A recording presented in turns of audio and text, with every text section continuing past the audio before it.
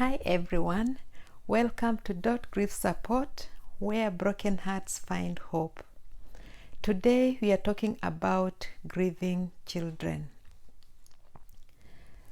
Children grieve for many other reasons other than death. If we remember, grief is the normal, natural response to loss of any kind. So children could be grieving for things like loss of security, when they feel they are physically not safe in the environment. For example, if there's home domestic violence, or if they're bullied at school. It could be loss of security because they're bullied online. Children could also grieve when they lose attachment with their parents, when they're being taken to the foster or care for further support when they are having difficult times at home. Children also grieve when they lose their friends, their things they consider to be their own, like pets, their own clothing, their toys. Things would grieve if they have movements from one school to the other or moving house to another. They lose their normal routine and also the attachment of friends. Children grieve when their parents divorce or separate. Children grieve when they sense they don't feel valued in their home. For instance, if they are never given the opportunity to discuss with their parents what is done for them or matters that concern them. In families where parents just dictate what children should do. Children grieve when their parents give conditions for their love, or they tell them, if you do this, if you do that, you'll be a good girl or a good boy. So they feel they're not valued as an individual, but it is the activity they do that gives them value. Children feel grieved when their trust is broken. For example, parents may be aware of hurtful things that have been done to the children by their close family members or friends, and they don't take a stand to protect the children, or may tell the person and they confront the child. So the child no longer trusts themselves to be able to tell others what is going on. From that perspective, children also fear being abandoned when the parents leave them. For example, they go for drinks, or if their lifestyle is of drugs, then they don't come back. The children are constantly being abandoned, and later in life they have that feeling that causes them not to put boundaries because they feel other people will abandon them or will hurt them. So they think if they leave no boundaries, then they are fine. Children grieve when they have no personal identity. They are constantly being judged according to the standards of other siblings or other people or other children. Where they are not being called by their names, they may be called by stigmatized names, like the social standard or social lifestyle of their parent, like your dad is alcoholic, your mom is into drugs, or from a poor family. Or they may be stigmatized according to their disability, the special needs they have. Children also grieve when they feel rejected by their peers or in the family surrounding, where the parents could have favoritism. They treat children differently, and so some feel undervalued. Children will also grieve when they are not academically upbeat, but they are stronger in other areas which are ignored by the parents or the teachers, and so they feel that they are not being valuable people, but it's just that their strength is different from the ones who are doing well. Children grieve also when they fail to meet their own expectations. They grieve when their friends in school or at home move. And also children grieve the passing of time. For example, when a child is born, they are happy, they are the child. Then when another child comes, they are displaced. They are happy to be the bigger brother, bigger sister, but feel displaced by the other one. Then they go to the school. Then every stage is increasing their responsibility gradually. So they grieve the passing of that time. I remember meeting a 18-year-old girl on the street crying because she couldn't handle the responsibility of being an adult and being expected to make decisions for herself. So when you think of the children who go to the care and are expected after 17, 18, that age, to just move on, what trauma they go through emotionally. Children also grieve for losing their childhood. For example, when they are taking care of their parents because their parents are not well, or they are given adult chores of taking care of their siblings or work responsibilities in the family. Also, children who become teenage parents lose their childhood, and they may be rejected at this time by their family members, by the community, or even by their peers who might think they'll be of bad influence.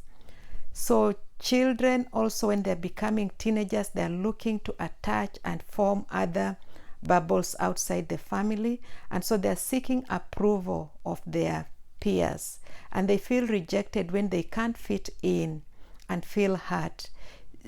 Also, those who have made wrong decisions and gone to the wrong group also grieve when they are reformed and now they have to start a new habit. But because they've left the one where they were, people don't acknowledge that they need to support them. They just assume they'll automatically feel good and move on. So there are some of those things that we could do, that children should be loved unconditionally. They should feel safe to discuss or to say things that pertain to them. So these children, with their support of adults, they can make better people in future. These issues get picked up when people come up for therapy. Their childhood traumas become the adult drama. So let's go to the section of when children are grieving because of death. Children aged 0 to 2 have no perception of what death is, and they'll realize that something is not right, gauging from the way the adults in their surrounding appear to be. So they may become clingy to the person taking care of them. They may be dull, refuse to eat. They may be irritable or temper tantrums when they're big, like 2-year-olds. So you just need to comfort them and keep their life routine as near normal as you possibly can, and allow them to be with you and not try to push them away in that time when they're feeling vulnerable. Then children 3 to 5-year-olds, they have a concept. They know something, a word like death. They've heard of dead flies, maybe dead flowers, but they would not know when it comes to death of a person, maybe a parent, that is something permanent. So the idea is to help them in this category to understand that death is a permanent occurrence.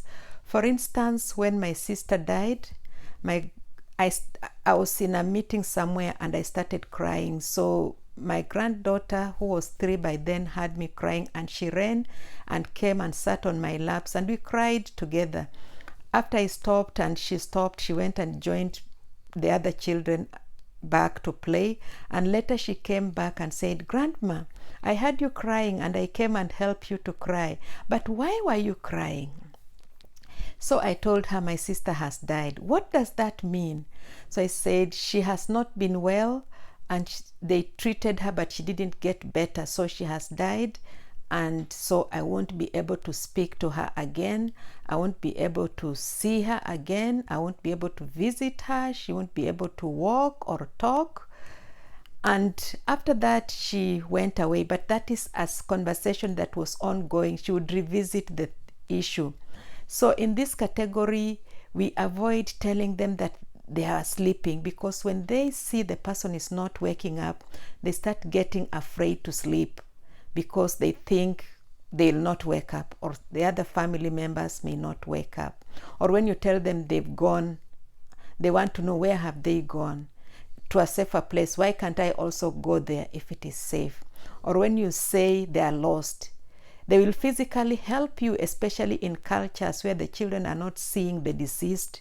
So they'll look for the person in the house trying to find them.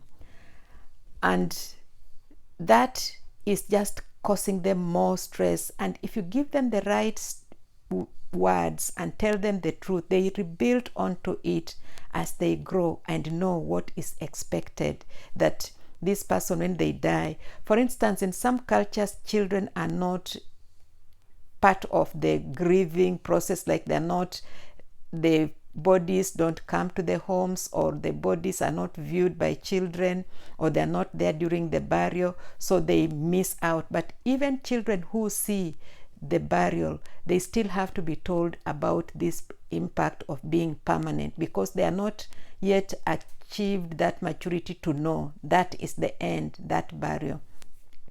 So you need to feed the children, just to look out for them, feed them, help them maintain their routine, help them if they want to express their grief through drawing, whether it is painting, whether it is playing with their toys or pictures, or talking about the dead person. Or if they are crying, allow them to cry, because they too are feeling the pain. And it's good also to cry with them. If it is a family and you're all crying, they know that we are all sharing this grief. So you just need to continue to answer their questions as many times as they ask you. Don't be irritable with them, because they will keep asking. Then we have children ages 5 to 19. This is a wide range of age group. However, these ones have the concept that death is permanent, but they just don't know the personal implication from that death. What will it be? So that the impact of death will be evolving. The meaning about how it has affected them will evolve as the children grow and understand more. These children, there is no right or wrong way of grieving. They may scream, they may keep quiet, they may cry silently, or they may just play as if nothing has happened. They may talk or may not talk. It is okay. Just allow them to feel their pain in their own way. Don't force them to talk when they don't feel like talking. They will talk when they feel ready. Don't judge what they're saying. Don't analyze it. And they may be angry, they may be disruptive, or they may be withdrawn. So you just have to look at each child as an individual and see what is happening to them. For example, this age group, especially the teenagers, it's in a stage where they are moving away from the family to attach themselves to the friends, the peers, the community. So you realize that they might not talk with you as the parent, but they'll talk to their youth leader, they may talk to their own friends, or they may talk to their teachers. So the idea is, as long as they express their grief to the person they feel safe with, in a way they feel safe to do so. They may also spiral into antisocial behavior. They may also be in a stage where they don't understand. Remember, they don't understand what is happening to them. If you remember, when you have a broken heart, your concentration is less, because your focus is on your object of loss. So they are focused on that death. So their concentration, they'll be forgetful. They may be lethargic, very tired because of the roller coaster of the emotions, or they may be hyperactive. They may go and carry on with their normal events. Just allow them to be surrounded by people if they feel they want that particular group. Be mindful that children would be comfortable in the company of other children. So allow them their personal space as well when it comes to the age groups. Also, these children, they're able to express themselves more in words. They may want reminder objects, or some people grieve by avoiding reminder objects of the dead person. As you talk, allow them to use the name of the person who has died as they address them, and talk as a family over the grief and how it has affected you. And hopefully together as a family, you can move well forward. The other issue is when you allow or when you inform the other people, like their youth leaders, their school teachers, they're also able to support them in the other places. They could find their way of releasing this pressure within them through writing. They could be into playing, they could be into music, and some people write letters or write articles or put the things they value together in a box just for memory. So whichever works for you, it's fine. And in grief recovery, we have a book called When Children Grieve. This book is aimed for parents and teachers or people who deal with the children, so that it empowers them to learn how to manage and support children who are going through grief. I hope this video has benefited you, and I would ask you to watch other videos that we have previously done. As I said before, you could subscribe and share the link, and more importantly, share the thoughts, how you have been affected as a child, or how you have been supporting children, or how we can do it better. Thank you, and bye for watching.